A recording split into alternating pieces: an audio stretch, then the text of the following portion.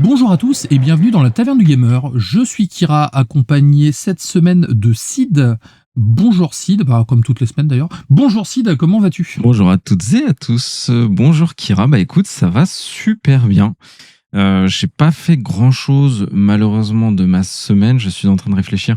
J'ai regardé une série que je vais chroniquer tout à l'heure, donc ça tombe bien. La 2e saison est arrivée sur Apple TV. Et sinon, j'ai commencé, donc c'est très rapide, j'ai commencé le manga Yu-Gi-Oh, tu sais, qui est ressorti en perfect édition, que j'attendais énormément. C'était ma sortie de l'année en manga pour moi. C'est édité chez Kana. Donc c'est l'édition du Millennium, je crois qu'ils appellent ça, où c'est la copie conforme de la très belle édition qu'ils avaient au Japon sur Yu-Gi-Oh, qu'on n'avait pas chez nous. Donc je suis très content et je ferai. Du coup, ils ont refait je pense qu'ils ont dû refaire la traduction. En effet, il y a du retravail sur la traduction, sur la jaquette, les couvertures qui sont héritées de la version japonaise. Enfin, c'est l'édition ultime pour le manga, donc franchement, c'est très chouette. Et j'en ferai une chronique à la rentrée. Et sinon, autre chose que j'ai zappé. Ah oui, le manga Vagabond que je continue, qui est très très bien, par le mangaka qui a fait Slam Dunk, qui retrace la vie de Miyamoto Musashi, un samouraï que j'aime beaucoup, qui est le héros du prochain Onimusha. C'est pourquoi je m'intéresse évidemment à la série Vagabond. Donc voilà, ça a été pas de jeux vidéo cette semaine, mais du manga et de la série. Et toi, Kira ? C'est très bien. Et en fait, toi, tu me l'as rappelé, je me posais la question de ce que j'avais fait tout à l'heure, et justement, tu tout trouvé. J'ai lu le dernier chapitre de Berserk. T'avais du retard ?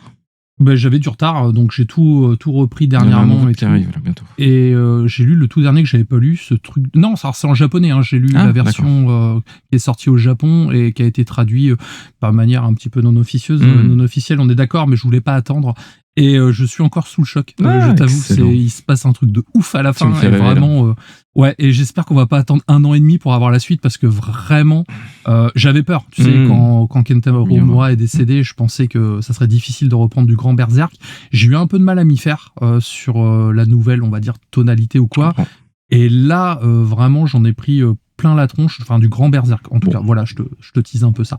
Trop bien. Je continue d'avancer sur House of the Dragon. Donc là, j'ai fini la saison 1, donc que j'avais déjà vu. On attaque la saison 2 en préparatif pour la saison 3 qui devrait être terminée d'ici fin août normalement. Et chronique bientôt, je crois. Et chronique des 3 saisons bientôt, donc c'est prévu.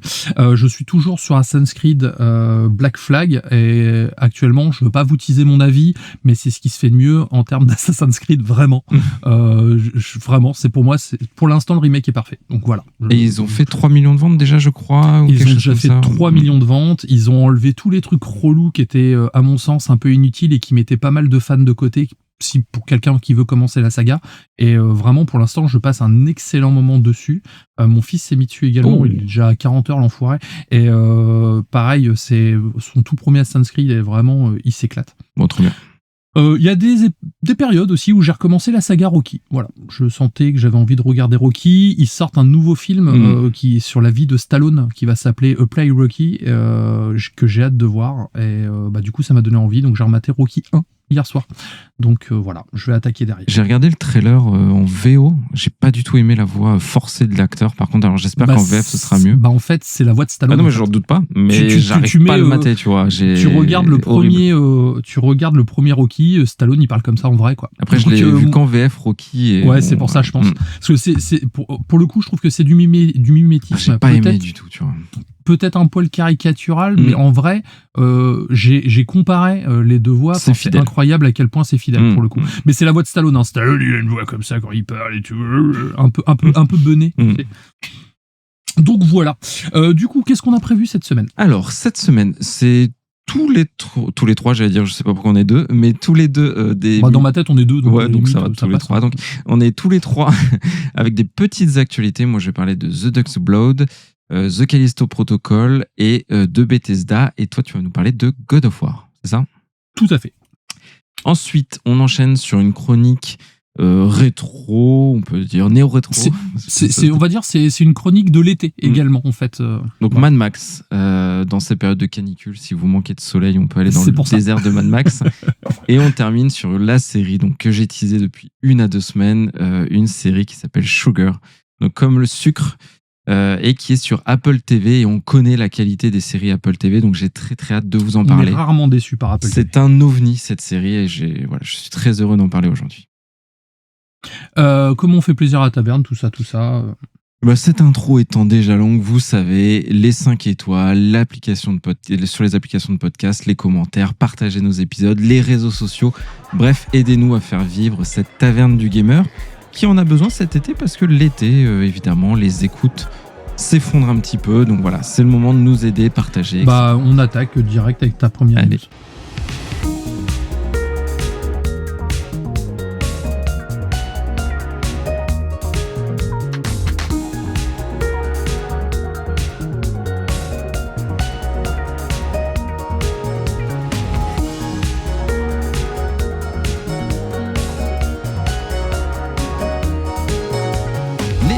Studios Xbox sont un petit peu dans le damage control avec tout ce qui s'est passé.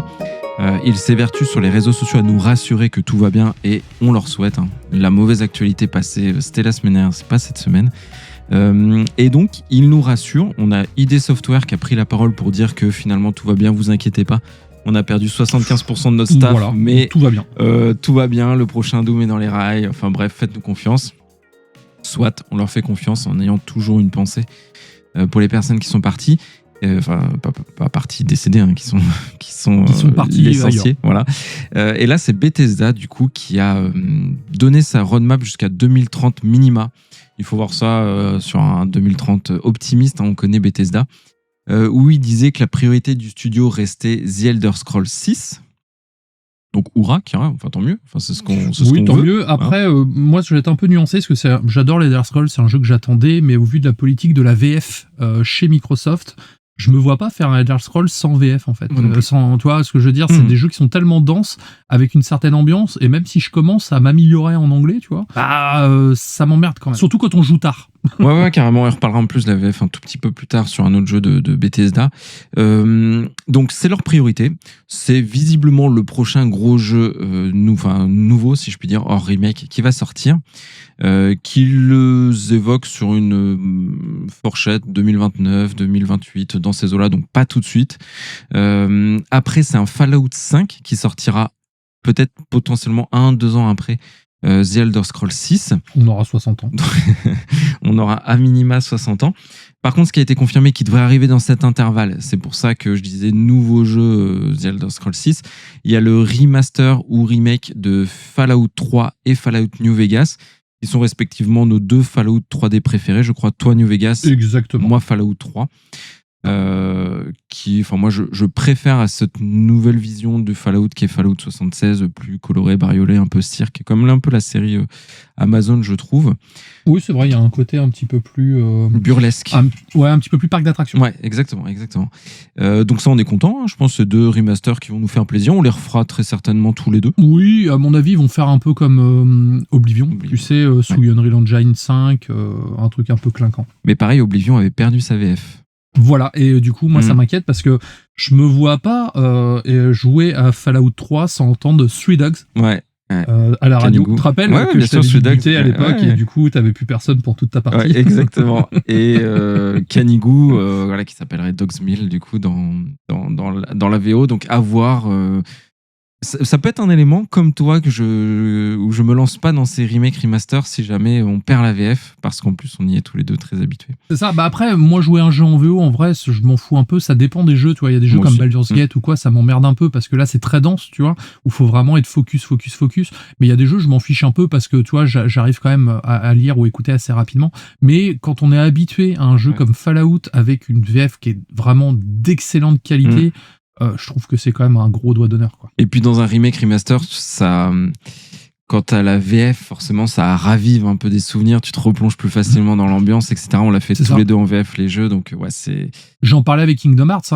J'ai tous les Kingdom Hearts sur PlayStation 4. Du coup, je les joue sur PS5. Les jeux sont très bons toujours, mais vu qu'ils ont viré la VF PS2 d'époque, il me manque un truc parce que j'ai encore mes souvenirs, tu sais, en comparaison. Non, mais complètement. Un nouveau Fallout fait par Obsidian, donc ça c'est plutôt très cool. Là, je suis très enchanté, même si Obsidian ont fait partie des coupes budgétaires, des développeurs en moins, etc. Et Obsidian n'est plus non plus ce qu'ils étaient, il faut dire ce qui est, mais ça n'empêche que c'est mon préféré étant New Vegas, je me dis que c'est un beau retour. Oui, puis ils avaient travaillé en plus, l'équipe avait travaillé sur les tout premiers Fallout qui sont mes préférés, le 1, 2, 3. Donc voilà, plutôt cool. Attendons de voir pour ça. Fallout 76 Ravenrock, donc du contenu, de l'extension classique. Starfield, il rassure sur Starfield, il y aura encore du contenu, le jeu va continuer à maturer, ça tu l'avais un petit peu dit la dernière fois.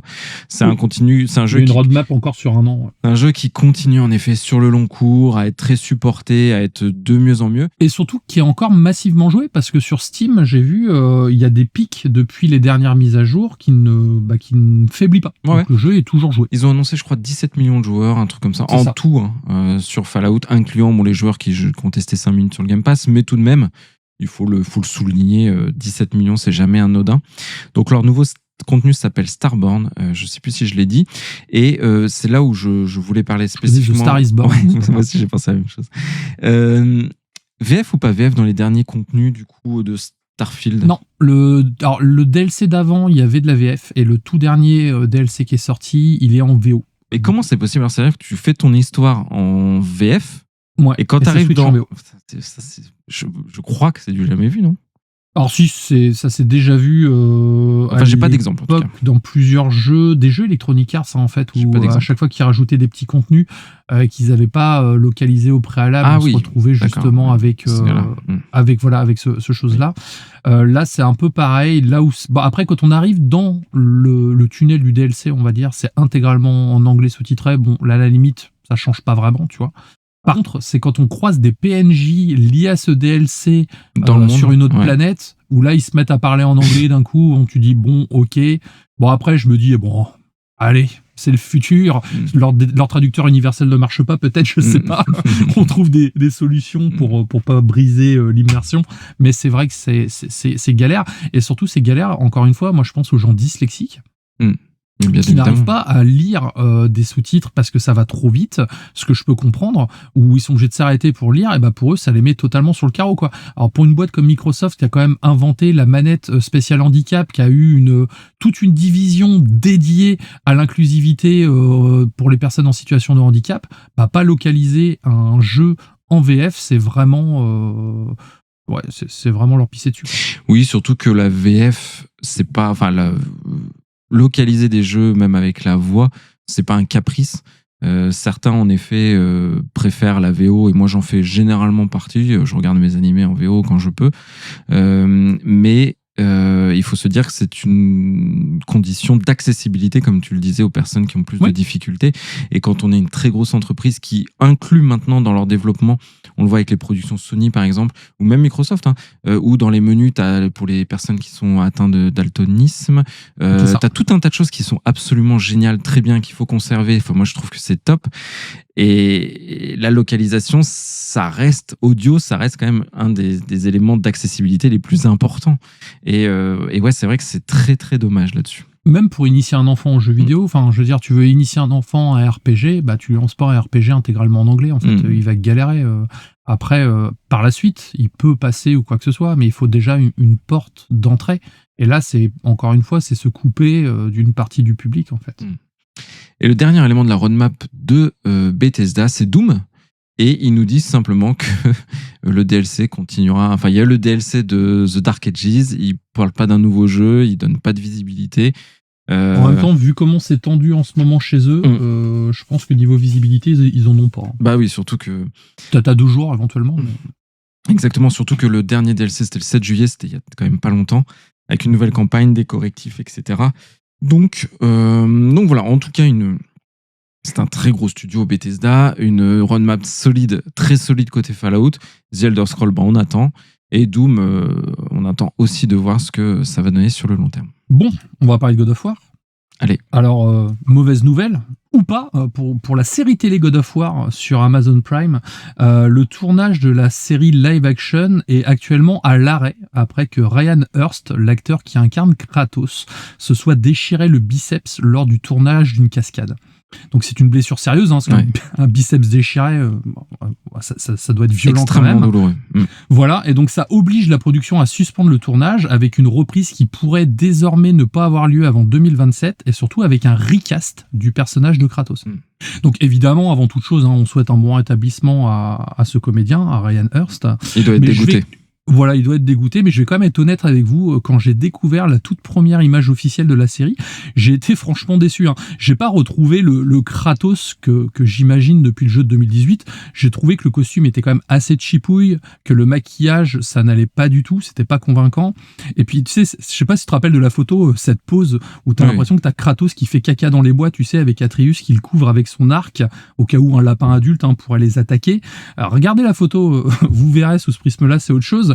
Et visiblement, je n'étais pas le seul. Les réseaux sociaux se sont rapidement enflammés et les premiers retours de la communauté ont été plus que négatifs. Et beaucoup de joueurs ont eu le même sentiment, estimant que cette première image ne rendait pas vraiment justice en fait à l'une des plus grandes icônes PlayStation.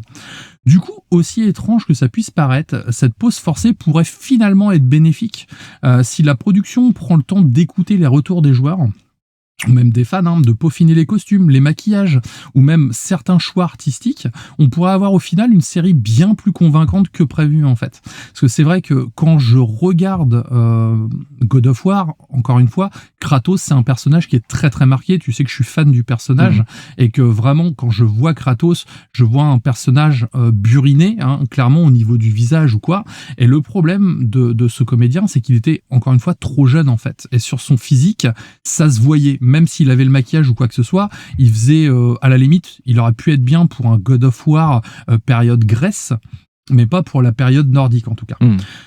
Donc, à voir ce que ça va donner, si ces quelques mois supplémentaires permettent de corriger le tir, et pourquoi pas livrer une adaptation digne du God of War. Pour moi, c'est un mal pour un bien, en fait. Donc, c'est un mal pour l'acteur, forcément, mais je me dis que pour la série, ça peut être mieux, donc pourquoi pas. Donc, je vais suivre avec attention la suite du casting. Ouais, j'ai vu l'actu, donc c'est vrai que c'est un peu triste pour l'acteur. Il a dû douiller sa race, le pauvre. J'ai déjà vu des biceps se déchirer à la salle de sport. Les mecs, comment ils criaient, quoi. Enfin, tellement ils avaient mal, quoi. Non, c'est vraiment atroce, c'est très sérieux. Il peut aussi perdre la mobilité de son bras pendant très très longtemps, ce qui évidemment pousse au recast, comme tu le disais. Après, moi aussi, je l'ai vu, cette image qui m'a laissé un peu de marbre. En effet, c'est pas convaincant et ça fait pas nécessairement rêver. Quand tu compares aux images de Zelda qu'on a vues, par exemple, où tu vois qu'il y avait quand même... pourtant, ça reste de l'adaptation de jeux vidéo, mais tu vois au niveau de l'éclairage, au niveau des costumes, au niveau même des acteurs, en fait, il y a un côté plus fidèle aux matériaux d'origine. Ouais. J'allais juste nuancer quand même avec le fait c'est difficile de jouer sur une photo qui est pas passée par la post-prod, qui est figée. Enfin, c'est une image. Alors, ça restait une photo officielle. Mais bien sûr. J'allais y venir. Je trouve que ça a été une erreur de communication de leur part, où je pense qu'il faut plutôt faire durer le suspense sur les grosses séries avec fort enjeu. Moins on en montre, mieux on se porte. Un peu comme, justement, j'allais reprendre aussi l'exemple de Zelda. Donc, tu vois, je trouve que c'était tôt pour juger à l'emporte-pièce comme ça. Les réseaux, évidemment, sont enflammés parce que dès qu'il y a un petit os à ronger, et c'est bien normal, c'est le but des réseaux. Néanmoins, je restais quand même... je trouvais l'acteur cool. Moi, j'aimais bien sa tronche et tout. J'aime bien l'acteur. Mais oui, là, de fait, il faut évidemment repasser sur un recast. Et là où tu disais, Sony, ça leur laisse de prendre le temps, etc. Malheureusement, je pense qu'ils n'ont pas le temps parce que chaque jour de décalage, je pense c'est énormément d'argent parce que tu loues des studios, tu loues des environnements, après, tu déplaces les équipes. Quand même, dans ces cas. Bien sûr, mais c'est quand même des situations financières qui sont délicates. Sony sont près de leurs sous en plus, donc voilà, je pense. Alors là, c'est Amazon qui produit, c'est pas Sony pour le coup. Ils sont pas au financement. Sony.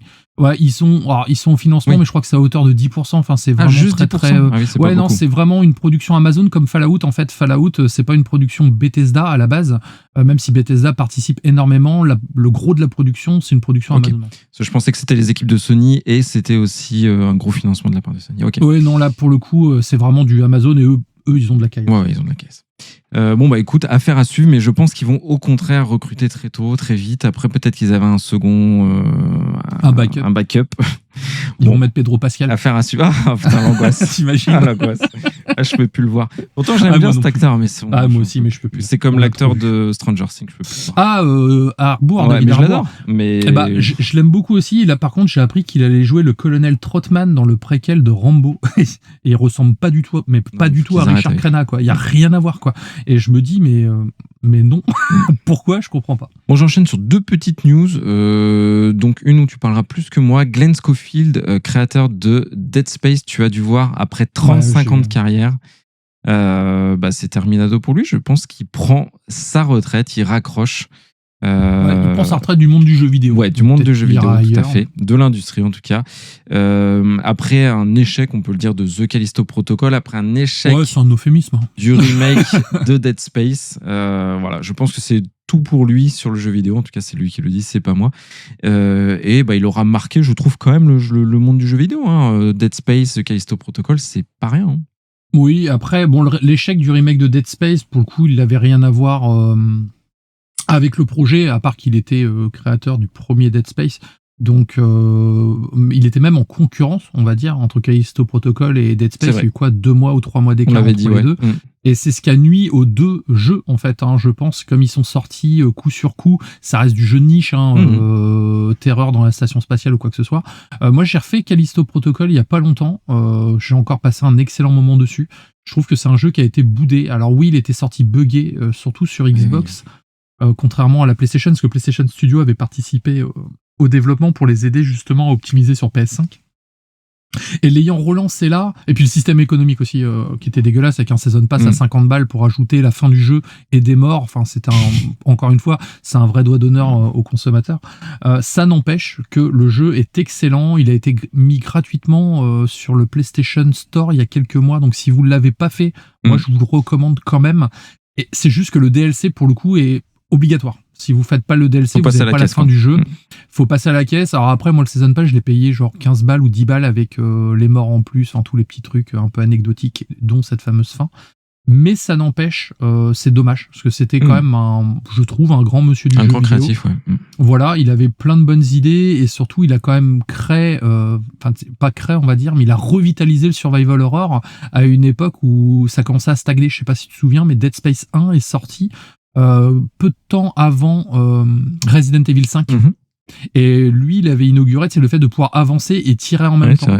Rien que ça déjà, qui est réutilisé partout maintenant en fait. Et donc je trouve qu'il a, à son niveau, il a mis quand même sa pierre à l'édifice du survival horror moderne. Peut-être on le retrouvera dans le cinéma.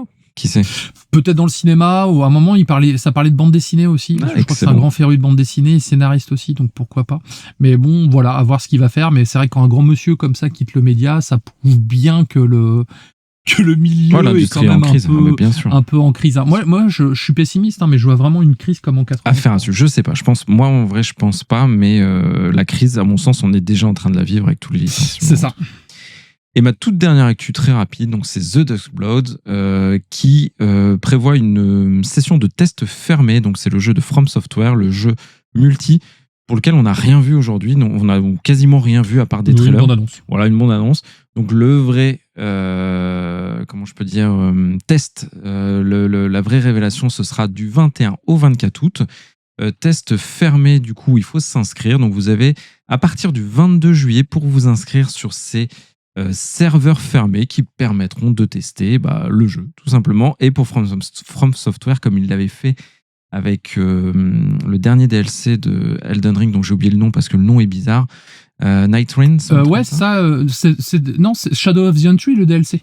Le jeu Elden Ring Night Rain, c'est le spin-off multijoueur. Voilà. C'est ça que je veux dire. D'accord. Night Rains, donc. Donc, ça avait déjà fait des sessions de test comme ça fermées. Et donc là, ça va être l'occasion pour The Duskblood. Donc moi, je testerai évidemment. Enfin, j'espère pouvoir tester parce que ce sera certainement, très limité dans le nombre de places. Les gens vont se ruer dessus. Donc, à voir si je pourrais avoir ma place. Mais si je peux, j'en parlerai à la rentrée, du coup. Ouais, je pense que je prendrai une Switch 2 déjà parce qu'il y a Zelda qui est prévu. Et puis, il y a ce jeu qui m'intéresse beaucoup. En plus, il prévoit une augmentation de prix. Donc, il faut que je la prenne absolument cet été. Avant septembre.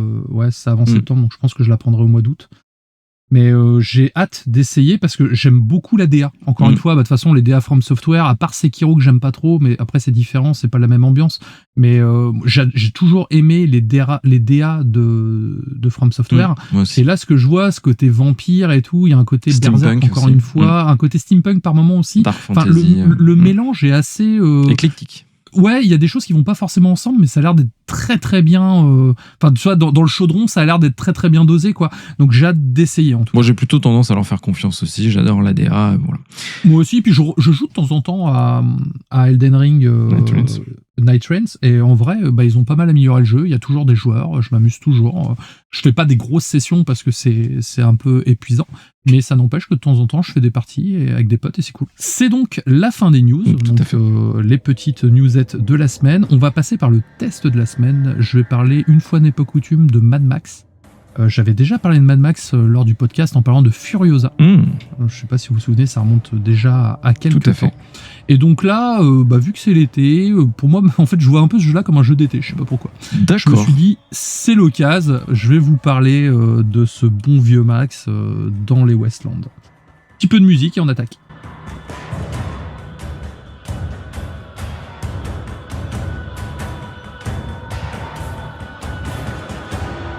Il y a des jeux qui sortent au mauvais moment.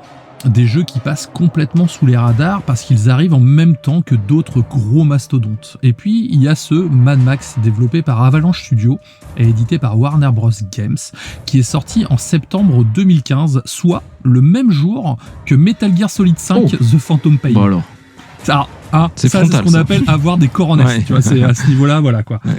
Donc autant dire qu'il n'avait pratiquement aucune chance de faire parler de lui malgré ses nombreuses qualités. Et pourtant, avec le recul, je trouve que c'est un excellent jeu qui respecte profondément l'univers créé par George Miller et qui mérite largement qu'on s'y intéresse en 2006. Avant de parler du jeu en lui-même, il faut revenir quand même sur sa conception parce que son développement est loin d'être anodin. Le projet naît début des années 2010, donc c'est-à-dire juste, on va dire 5 ans avant la sortie de Mad Max Fury Road, à une période où George Miller, qui est déjà, si tu veux, parce que à la base, je vais refaire un petit point, Mad Max Fury Road devait sortir en 2003. Avec Mel Gibson. Donc tu vois, il y a quand même eu un très très gros développement sur ce jeu. Ils ont commencé le tournage à l'époque, mais il y a eu la guerre en Irak qui fait qu'ils ont dû stopper le tournage pour des raisons de coût, parce que le dollar s'est mis à dévaluer d'un coup. Donc George Miller a continué à peaufiner ce Mad Max Fury Road pendant des années, et surtout, il a fait énormément de storyboard. Ce qui fait pourquoi, quand on regarde le film Mad Max Fury Road, on a l'impression que tout est fluide en fait, et tout est énervé. C'est que le film était préparé au cordeau, tu vois, vraiment au poil de fesse, comme on dit. Et les équipes d'Avalanche Studios, donc qui collaborent avec le réalisateur afin de récupérer un maximum d'informations sur cet univers, donc ont eu accès justement à toute cette base de données que Miller donc a fait pendant près de 15 ans, si tu veux. Donc le jeu n'est pas une adaptation directe du film, bien sûr, mais c'est une œuvre originale, une œuvre cross-média, comme on aime bien, qui pioche dans les nombreuses idées de développement, et donc surtout des idées qui ont été abandonnées en fait pour qui nous ont donné le Fury Road qu'on a vu maintenant en fait. Donc l'une des anecdotes déjà les plus intéressantes concerne justement la création de son immense carte. Les développeurs ont commencé déjà par imaginer un véritable environnement naturel avec des montagnes, des vallées, des routes, des villages, des villes, des reliefs cohérents. Et une fois cette gigantesque carte terminée, ils ont littéralement décidé de l'ensevelir sous du sable afin de recréer l'impression d'un ancien monde disparu sous les dunes. Donc ils ont fait péter des ogives nucléaires virtuelles, si tu veux. Excellent. À proximité pour faire une vraie map désolée. Et je trouve que c'est précisément ce qui donne autant de crédibilité tout à fait à cet univers, c'est qu'on parcourt les différentes régions, on a constamment l'impression de rouler sur les vestiges d'une civilisation oubliée, tu vois. On aperçoit les sommets d'immeubles, des carcasses, des ponts ou encore des restes d'autoroutes qui émergent du désert. Et c'est tellement organique que je me suis surpris à jouer aux archéologues en herbe pour essayer d'imaginer ce qui aurait pu se passer, ce qu'il y avait à ce point précis de la map. Ou quand je me balade. Tu peux pas fouiller sous le sable du coup. Tu peux fouiller à certains endroits. À certains endroits où tu vas avoir des espèces de de conteneurs avec des portes qui te permettent d'accéder soit à des bunkers, soit à des lieux un petit peu plus oubliés, à rentrer dans certains immeubles qui ont été défraîchis. Et c'est ce qui te permet justement d'imaginer ce genre de choses. Ok. Une autre anecdote intéressante est liée à George Miller lui-même. Le réalisateur, donc, avait, comme je le disais tout à l'heure, avait imaginé énormément de personnages, de véhicules, de factions et de concepts qui n'ont jamais trouvé leur place dans Fury Road. Il y en avait tellement qu'il aurait pu faire 3 films. Donc, la vache, ok. Et comme Avalanche Studio a eu accès donc à tous ces documents de travail pour enrichir son propre univers, ils ont décidé en fait donc de créer ce Mad Max, mais à la base ils l'avaient créé pour en faire justement une trilogie qui adapterait tous ces tous ces documents perdus, si je puis dire en fait, qui n'ont pas été utilisés pour ne pas les perdre ou pour en faire quelque chose, quoi. Exactement. Okay. Donc malheureusement, on sait qu'il n'y a pas eu de suite, donc c'est pas le cas. En tout cas, Mad Max, c'est une série qui est quand même assez maudite là-dessus. Et il n'y en aura pas ? Et il n'y en aura pas, okay. Tout à fait. Et c'est pour cette raison aussi que le jeu a autant le sentiment d'appartenance, si tu veux, à sa franchise, parce que comme ils sont vraiment, au-delà de l'inspiration, en fait, ils ont vraiment travaillé avec ces travaux préparatoires, on a vraiment l'impression que ce jeu fait partie de la saga de manière intégrante. C'est bien, ça fait penser aussi un peu à Indiana Jones, au final, qui s'intègre extrêmement bien dans... C'est totalement ça, sauf que, oui, Indiana Jones aussi, c'est vrai qu'ils ont eu beaucoup d'accès aux vieux... c'est ce que tu avais dit, non voilà, c'est ça, aux vieilles données de Lucas, sauf que lui se passe avant, en fait, si tu veux, par rapport à Indiana Jones, qui se passait après les 3 premiers films. Ok. Alors l'histoire débute comme toute bonne aventure de Mad Max. Donc on suit Max Rokatansky qui erre seul dans le désert lorsqu'il est attaqué par le terrible Scrotus, un chef de guerre complètement fou qui lui vole sa mythique Interceptor avant de le laisser pour mort. Dépossédé de tout, Max n'a alors qu'une idée en tête, c'est reconstruire une voiture encore plus puissante afin de retrouver Scrotus et de récupérer ce qu'il a perdu. Donc Scrotus, bien sûr. Oui, Scrotus. Mais ça colle bien avec l'univers. Ouais, j'ai bugué sur Scrotus. Mais le fait de vouloir une caisse plus puissante, c'est très c'est marrant. C'est totalement Mad Max, tout à fait. Hein. Il y a un côté très Metal Hurlant. C'est vrai que la saga Mad Max, à la base, aurait dû s'appeler Metal Hurlant et les humanoïdes associés n'ont pas voulu leur céder les droits. Ils l'ont toujours regretté. Hein. Il y a eu énormément d'anecdotes par rapport à ça. Et c'est cette quête de vengeance qui va l'amener à parcourir donc les terres désolées du Westland, à rencontrer différentes factions et aider plusieurs communautés afin d'obtenir les ressources nécessaires à sa reconstruction. Donc c'est une histoire qui retranscrit parfaitement ce qui fait l'essence de Mad Max. Ici, nous avons un Max fidèle au film, il parle peu, il agit beaucoup, il fait confiance à très peu de monde et cherche uniquement à survivre. L'ambiance est pesante, c'est violent, c'est désespéré, c'est Mad Max, quoi. Côté gameplay, le jeu reprend les bases du monde ouvert moderne, tout en adaptant intelligemment à son univers. La progression passe essentiellement par l'exploration, les combats, la récupération de ferraille également. C'est la récupération de ferraille qui permettra d'améliorer notre arbre de compétences. Et la voiture également. Chaque région est contrôlée par un seigneur de guerre, dont Scrotus, qu'il faudra progressivement affaiblir, donc en détruisant ses camps, ses convois, des tours de guet, ou encore ses réserves de carburant. On peut aussi faire des courses, donc c'est des courses, à la Mad Max, il faut arriver le premier et il faut défoncer ses voisins au passage. Okay. Donc on est vraiment, encore une fois, dans ce qui fait l'ADN de cette saga. Tu peux mettre des pièges sur ta voiture, j'imagine, sur les roues, des trucs... Ouais, des pics sur les côtés. Sur les roues, on peut mettre des petits pics sur la carrosserie, comme ça, si les mecs ils sautent dessus, ils se blessent et puis ils tombent. On va avoir un espèce de grappin qui permettra d'arracher les roues de la voiture du voisin. On a aussi son fusil à pompe qui nous permet de tirer dessus. On a la nitro qui nous permet de faire des gros chassés pour pouvoir les mettre dans le décor. Enfin, c'est vraiment le gameplay conduite est vraiment top parce qu'il est suffisamment arcade pour que tout le monde s'amuse, mais il est suffisamment technique pour, lors de certaines courses, en fait, si tu as du skill, arriver à faire des trucs vraiment incroyables. Donc je disais, cette boucle de gameplay fonctionne extrêmement bien, même s'il s'avère, elle s'avère un peu répétitive. On ressent quand même constamment cette envie d'aller plus loin afin de nettoyer une nouvelle zone ou de récupérer suffisamment de matériaux ou même chercher des artefacts d'avant-guerre. Mais ça n'empêche que c'est un jeu qui se finit à peu près en 20 heures et on fait quand même plus ou moins la même chose pendant ces 20 heures. En fait, on va arriver dans un coin, on va faire chier le chef de guerre. Une fois qu'il est énervé, on va nous dire il faut aller l'attaquer là-bas. On va aller l'attaquer là-bas, et puis next, on passe à l'autre coin. Et le dernier, c'est Scrotus. Et le dernier, c'est Scrotus.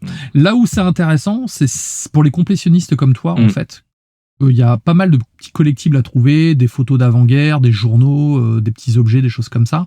Et toi qui aimes bien aller les rechercher, tu vas devoir observer le paysage pour te dire, ah tiens, à cet endroit-là, il y a peut-être quelque chose. Okay, ça, et souvent, l'exploration en vaut la chandelle. Alors après, bon, t'as aussi, quand tu vas débloquer certaines améliorations, elles vont apparaître sur la map, sous forme de petites photos.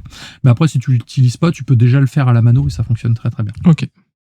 Donc je disais, l'exploration, c'est vraiment pour moi le plus gros point fort du jeu. Le désert est immense, mais il n'est jamais vide. C'est chaque épave raconte quelque chose, chaque campement semble avoir une histoire, chaque carcasse de bateau rappelle qu'avant d'être un désert, cet endroit était autrefois un océan. Et je trouve que cette narration environnementale fonctionne parfaitement. Et puis maintenant, vous commencez à me connaître. Moi, c'est ce que je préfère. Moi, la narration environnementale, j'aime pas qu'on me raconte l'histoire. J'aime bien aussi la découvrir. C'est pour ça que j'aime autant les jeux From Software. C'est que c'est rien qu'en observant, en fait, on peut déjà comprendre ce qui se passe. Et ça, c'est ce qui fait la force de ce jeu.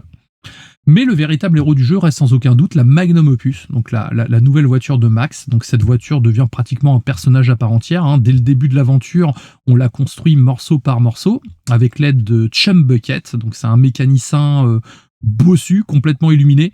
Je pense qu'ils se sont inspirés d'Igor, tu vois, qui c'est Igor, voilà, dans les films de la Hammer. Enfin, voilà, donc je pense qu'ils sont inspirés d'Igor. Donc ils considèrent sa voiture comme une véritable divinité mécanique en fait. Et je trouve que ce personnage, c'est probablement l'un des personnages les plus mémorables du jeu.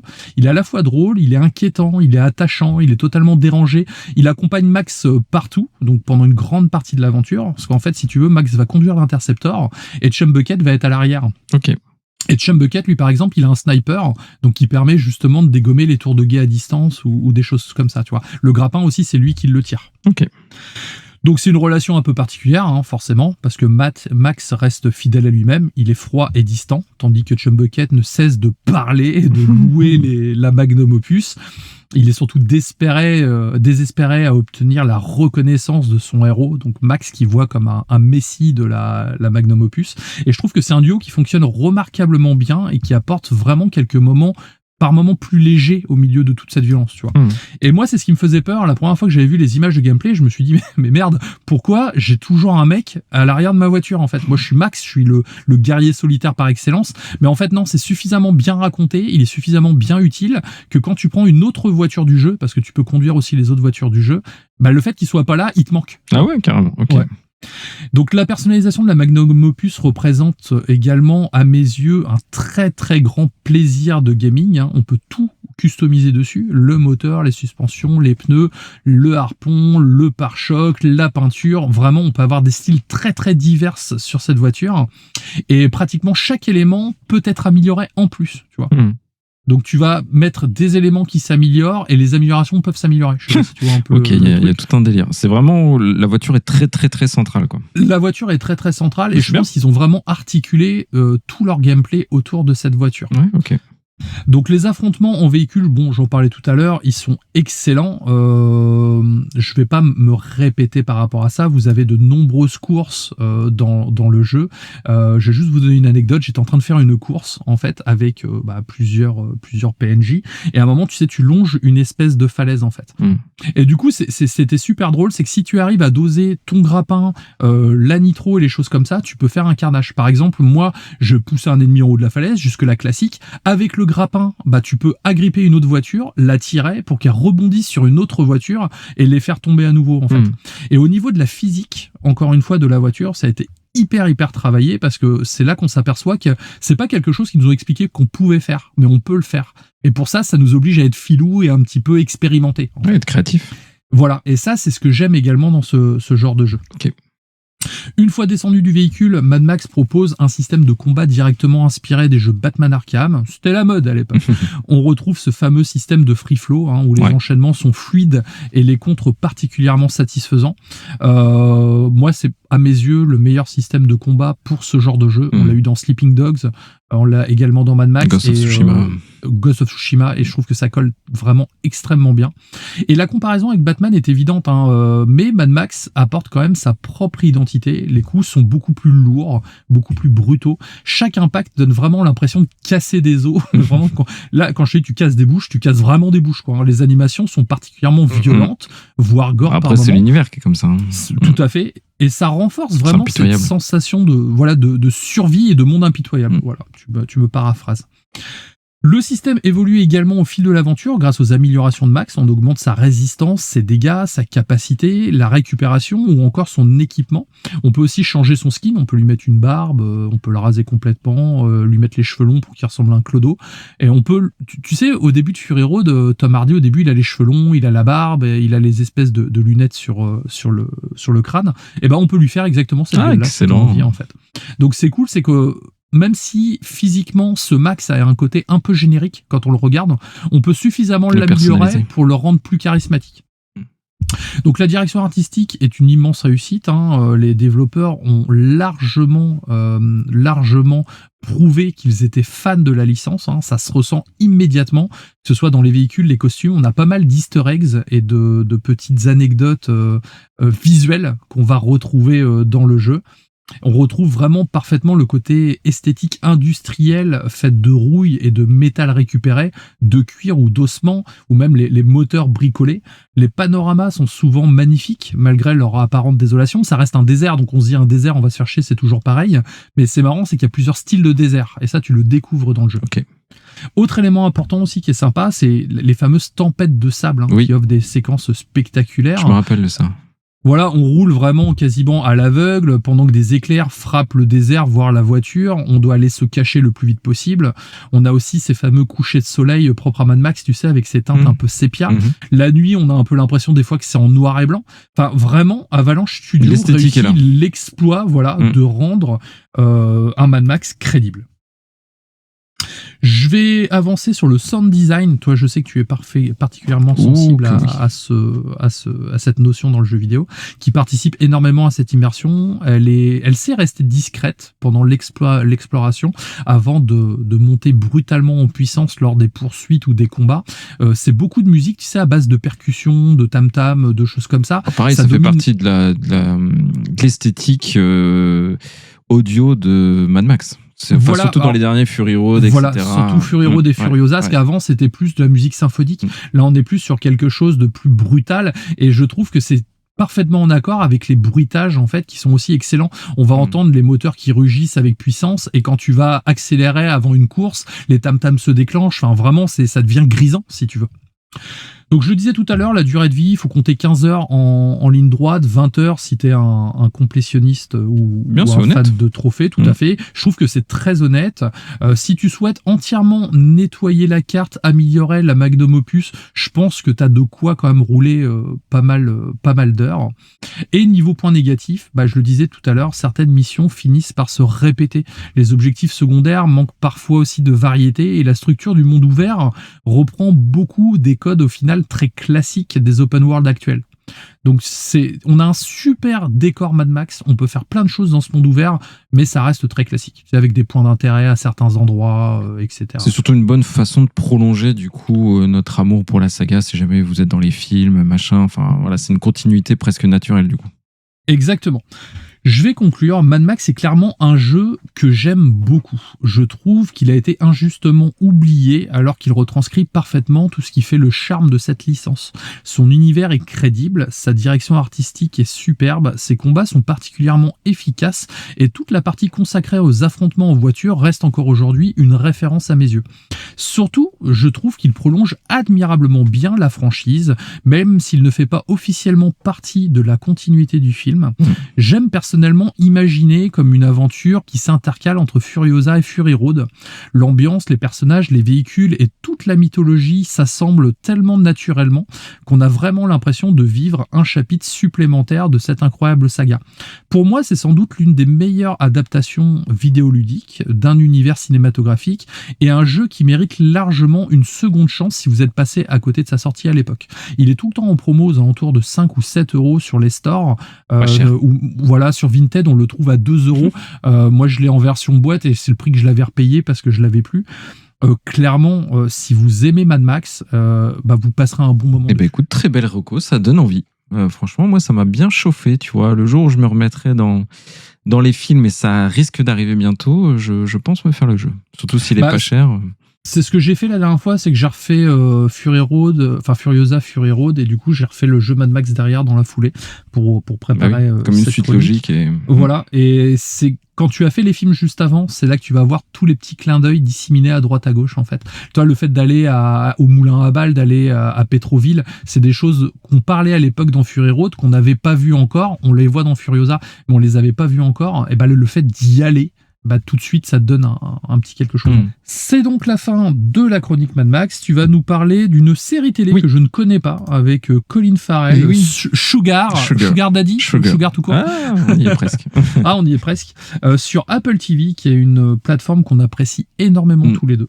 Donc, on t'écoute, fais-nous rêver. Et oui, donc Sugar sur Apple TV. Pourquoi j'en parle maintenant? C'est que la 2e saison vient de sortir. Avant la musique, d'ailleurs, je peux le dire en intro, format d'épisode qu'on aime bien, on est sur du 35 minutes, 40. Ouais, c'est très très bien. C'est très très bien parce que ça permet quand même, je trouve, de condenser le propos, ce que l'épisode a raconté. Et c'est souvent un des défauts, je trouve, des séries modernes, et on l'avait évoqué ensemble avec Stranger Things, qui nous a sorti parfois des épisodes plus longs que Le Seigneur des Anneaux. J'exagère, mais on n'est pas loin. Donc voilà, moi j'aime bien quand c'est plus ramassé comme ça. Donc on a à peine 10 épisodes, je crois que c'est 9, 8, je sais plus précisément, avec 35 minutes, 40 minutes l'épisode. C'est très agréable à regarder. C'est sur Apple TV+, comme je l'ai dit, donc l'abonnement d'Apple. On vous laisse avec un petit peu de musique et on vous retrouve juste après.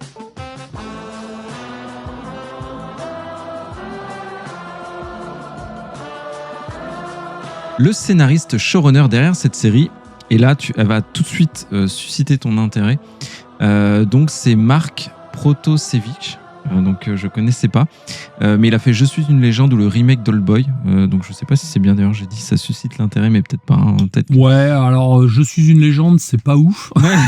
Surtout que j'aime pas du tout Will Smith en plus. Donc, le remake d'Oldboy, moi j'avoue, j'ai bien aimé parce que Josh Brolin est très très bon. Et puis, quand on a Elizabeth Olsen dans un film, on est forcément heureux, faut dire ce qui est. Même s'il reste infiniment moins bien que le Oldboy original, le film coréen qui est sorti en 2003, je crois, de mémoire. Ou 2002, j'aurais dit. Ou 2002, ouais. Néanmoins, alors c'est peut-être un blasphème ce que je vais dire, j'ai préféré la fin du remake que l'original. Écoute, en tout cas, c'est ce fameux Mark. Je l'ai en DVD, je peux te le prêter. Avec plaisir, parce qu'en plus, je vais faire bientôt les mangas Oldboy que j'ai achetés, mais j'ai toujours pas lu. Ça sera l'occasion de comparer, tout à fait. Exactement. Donc Apple Studio derrière cette série, donc nous on connaît et on kiffe. On kiffe la ligne éditoriale de très haut niveau d'Apple, pour coller à leur image haut de gamme. Alors standard. Ouais. Donc les budgets sont très confortables, c'est totalement déficitaire cette branche d'Apple et ils s'en fichent pour l'instant. Pour eux, c'est ce qu'ils disent, c'est plus une vitrine en fait. Exactement, c'est une vitrine. Donc on a un budget très confortable, je disais, une direction artistique très léchée, il y a des moyens, ça se voit. Ils donnent souvent carte blanche, en plus on ne le sait pas ça, mais ils donnent souvent carte blanche aux réalisateurs pour attirer un public justement un peu plus averti, un peu plus cinéphile que un public qui serait davantage consommateur de séries en masse. On peut citer, je pense quasiment toutes les séries Apple TV. Tu vois, je cherchais un exemple, mais c'est vrai qu'elles ont toutes un petit quelque chose. Je vais te donner un exemple, et c'est une série que je pense que t'as pas vu, que je te conseille, qui s'appelle Hello Tomorrow, avec Billy Crudup. Alors, ça se passe imagine, c'est Fallout avant les bombes, au niveau du design. Okay. Donc, tu vois, c'est des années 60 un peu futuriste, tu vois. Et en fait, ce gars-là, c'est un escroc qui vend des parcelles sur la Lune, en porte-à-porte, si tu veux, à des gens, tu vois. Ouais. Et ça, c'est typiquement le genre de série, épisode de 20 minutes, pareil, que tu peux trouver que sur Apple TV, en fait. Parce que c'est tellement un ovni que c'est invendable, mais ça n'empêche que c'est très très bien. Et nous sommes aussi sur un ovni avec Sugar. Derrière la caméra, il y a Fernando Merel, qui a fait La Cité des Dieux ou The Constant Gardener, que je ne connais pas non plus, mais La Cité des Dieux qui est très très connu également. Il est connu justement pour son aspect visuel, sa façon de filmer, dynamique, très organique justement, t'en parlais un petit peu avant, mais très à contre-courant du classicisme hollywoodien, et ça il faut le garder en tête. parce qu'il y a une spécificité dans cette série que je vais décrire juste après. Il y a Colin Farrell, évidemment, qui incarne donc Sugar, qui est... moi, franchement, il m'a complètement retourné dans cette série. Il est incroyable. Je suis pas fan de Colin Farrell de base. C'est un acteur qui est très bon, je dis pas, mais c'est un acteur que je trouve très antipathique. Mais après, c'est subjectif là-dessus. Je l'ai bien aimé dans la saison 2 de True Detective, où il joue un vieux flic alcoolique et tout. Mais ça n'empêche que c'est un acteur, c'est tout ou rien avec moi. Et ben écoute, là, il joue un acteur un personnage qui est extrêmement élégant.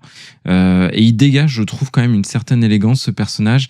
Et il joue un personnage très sensible aussi, assez vulnérable dans la gestion de ses émotions. Et pareil, il le fait très bien.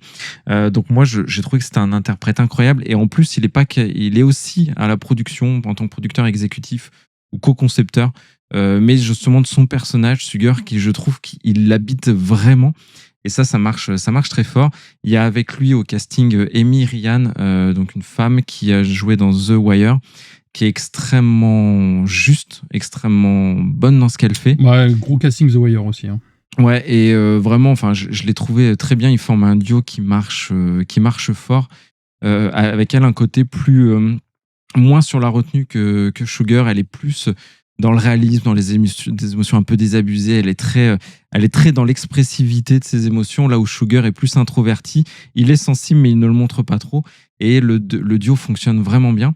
Et le concept, le projet, l'idée était de justement adapter une série donc très moderne qui se passe à Los Angeles, avec ce côté justement filmé plus organique, etc. que j'expliquais, mais en même temps qui est une volonté quasi obsessionnelle de rendre hommage à l'âge d'or du cinéma, les classiques hollywoodiens des années 40 et 50, parce que le film est très régulièrement entrecoupé de scènes de films, mais prises du coup de films anciens, réels, où Sugar, qui a la particularité d'être un très très grand amateur de films, il a des magazines, le soir en rentrant à l'hôtel, il regarde toujours des films. Souvent, quand il y a des scènes qui n'ont rien à voir dans le fond, on voit une télé qui tourne avec des vieux films américains, etc. Donc c'est un très très très très très grand passionné, obsessionnel de cinéma.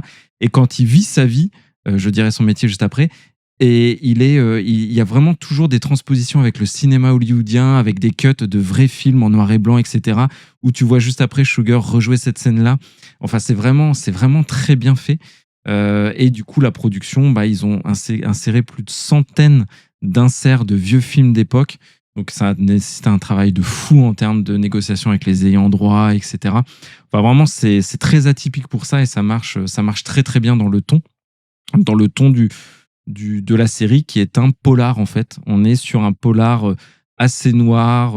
Ça m'a beaucoup fait penser à Frank Miller ou Sin City, un côté un peu moins déjanté, évidemment. Un peu moins dark. Un peu moins dark, évidemment, mais dans ce style-là, tu vois, avec des musiques très jazzy, où tu vois un Los Angeles assez crade, tu vois, enfin, c'est très empreint de ça parce que John Sugar, en fait, c'est un détective privé de renommée internationale et il est spécialisé dans les recherches de personnes disparues. Et il est engagé par Jonathan Siegel, un producteur de cinéma absolument légendaire à Hollywood dans la série, qui a perdu sa petite fille Olivia, qui s'est faite, selon lui, kidnapper. Selon le reste de sa famille, c'est parce que c'est une fille addicte à tout un tas de substances et elle est partie, tu vois, à gauche et à droite, donc personne s'inquiète. Elle a quel âge ? Elle a une 20aine d'années. Ouais, le genre de femme, de femme, tu sais, un petit peu femme fatale des films, des films noirs, justement. Complètement. Et il n'y a que son grand-père qui se croit à sa disparition et il engage John Sugar, justement, pour enquêter et la retrouver. Et là, on s'enfonce complètement dans les secrets de la dynastie des Siegel, à savoir leurs secrets, parce que c'est une famille extrêmement riche, hollywoodienne, etc. On ressort les traumatismes enfouis dans la famille. Enfin, il y a tout un tas de choses qui fonctionnent évidemment très bien. Et la direction artistique de la série joue énormément avec ça. Parce que tu as un contraste permanent entre la Californie, entre Hollywood, entre les strass, les paillettes. Sauf que souvent, derrière les étoiles, tu as une société plus décadente, tu as de la mafia, tu as des meurtres, tu as des secrets étouffés par l'argent, etc. Donc il y a toujours ce contraste dans la série qui fonctionne très bien. Et Sugar, lui, comme il est au milieu de tout ça, il va interroger des personnes, tu vois, d'Hollywood. Donc il va être dans ses strass, dans ses paillettes, dans ce côté très mondain. Ça me fait un peu penser à Elle est noire, la c'est partie pas faux. qui se passe à Hollywood, quand on est à la brigade, à la criminelle. C'est pas faux. Et à contrario, comme il enquête, il va aussi dans les bas-fonds de la Californie, où il y va avec une... c'est un personnage qu'il faut voir très classe, très riche forcément, et il conduit une Chevrolet, j'ai oublié le nom, une Chevrolet de 1960, magnifique, cabriolet, etc. Et il va dans les bas-fonds de la Californie avec sa voiture qui se fait des fois tirer d'ailleurs. Donc c'est assez drôle, mais c'est un personnage, voilà, la voiture est importante. La voiture est un personnage à part entière très important, si je peux faire l'écho de ta chronique sur Mad Max. C'est assez rigolo. Et les thématiques qu'aborde la série, c'est déjà la profonde solitude de Sugar, parce que dans sa vie, il a quasiment que son métier. Donc c'est un homme finalement seul. Il vit dans les hôtels de luxe qu'il côtoie au travers de ses différentes missions. Il a une empathie absolument démesurée pour le monde. C'est quelqu'un de foncièrement, mais vraiment bon. Il est doux, il est charismatique, sauf que il a une part d'ombre qui évidemment cachée sous clé.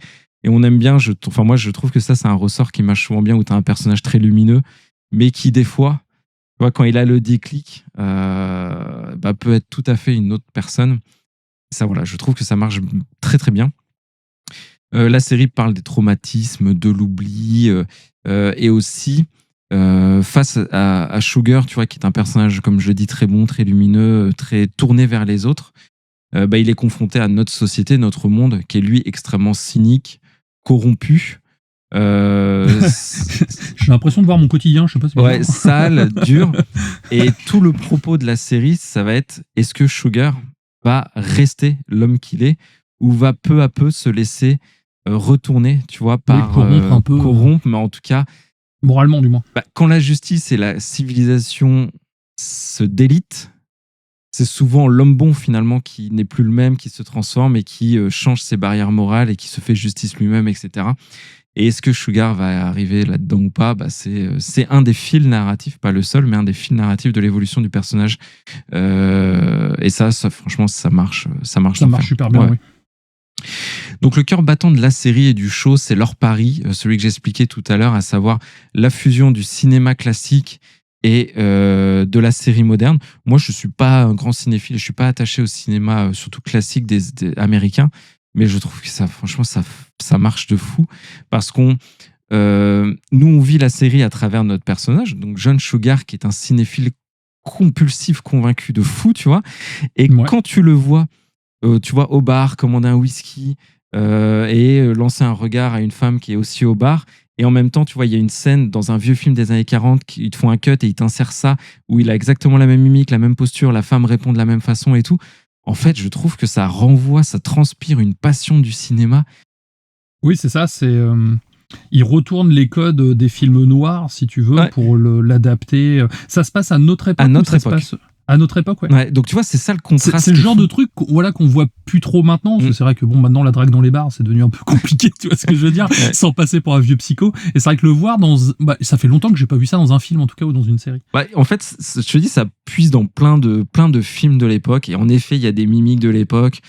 Quand un détective ou un flic va mettre en joue un grand méchant, tu vois, avec une pose un peu caricaturale comme à l'époque, John Sugar peut voir cette scène, la recréer, et si tu veux, ça crée déjà un attachement très fort au personnage au travers sa passion du cinéma, et en plus ça donne un côté très atypique à la série. Et il y a des très grands classiques du cinéma que je connais pas, que j'ai regardé, enfin que j'ai creusé pour la chronique, mais il y a Le Grand Sommeil en 4e vitesse, Laura, donc des vieux films qui sont intercalés en surimpression comme ça, ou en jump cut carrément, pour refléter les pensées de Sugar. Et c'est pas mal parce que ça substitue parfois la voix off. La voix off d'ailleurs est très très utilisée dans cette série, et parfois il n'y a pas de voix off, c'est que du silence, mais par contre c'est les cuts avec les vieux films qui vont parler à la place du personnage, et ça aussi ça fonctionne très très bien, Kira. Ouais, dans le montage c'est cool, c'est une bonne idée ça. Ouais, c'est une bonne idée, et tu vois, ça joue entre les voix off et les pensées du personnage qui sont traduites à travers ces cuts, et c'est hyper malin.